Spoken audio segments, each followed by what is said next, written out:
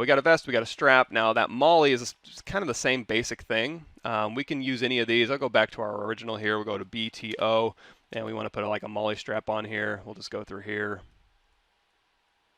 and then pop this off. Let's go ahead and say split unmasked points, and then I'll go ahead and split it down.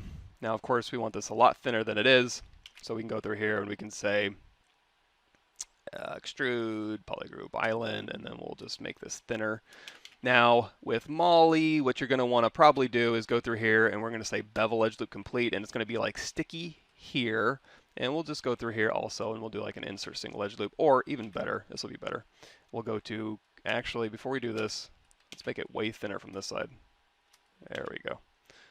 That's what I'm looking for. So, we're going to go through here, we'll do Q mesh a single poly, and then here, we're going to do bevel edge loop complete, because this is where it's going to be like stitched to the object. And you can just, once you do it once, you can just go through here. And you can see, boy, did I ever do a bad job. Like I was like, blah, blah, blah, blah, blah.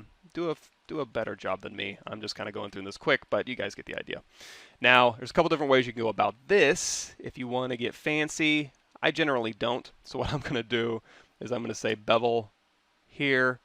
Oops, so we put in a little bevel here, and I'm going to put another one on either side, here to here, here to here, here to here, here to here. And I'm going to want to move, oh, we've got to do this side too. So we'll just go ahead and say Q mesh a poly, and then we'll do a quick little bevel there. So essentially what I want to do is move these faces out, and also maybe give them a little bit of a bend. You could bridge these and bend it outwards if you want to. If you want to delete these and bridge these two holes, I think we'll be okay if we just do something like insert single edge loop. And in fact, if you do insert multiple edge loops and just do one, it'll snap right down the middle. So you can do that. And then I'll just go through here and we'll do a bevel. We'll give it like 3. And now that I have this, I can go through here. I can say mask polygroup island, and we go here. I want to mask all of these. And if it is curved, you can just mask these one by one, but I'm just going to do them all at once. Hit W, and I'm just going to pull these out here.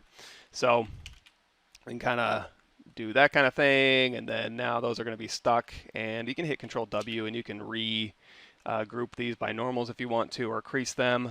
You can keep these creased and these tops creased, and subdivide it like that. But essentially what you're looking for is just a kind of a piece of MOLLE strap that you can go through. Now the stitches, again, if you go back through the older videos when we went into Painter, I would do the stitches in Painter probably. You can do insert mesh brush stitches, but boy, it gets destructive and a little bit harder to control later on in the production pipeline. But if it is just a high-res model for like 3D printing, then by all means, do your stitching in here.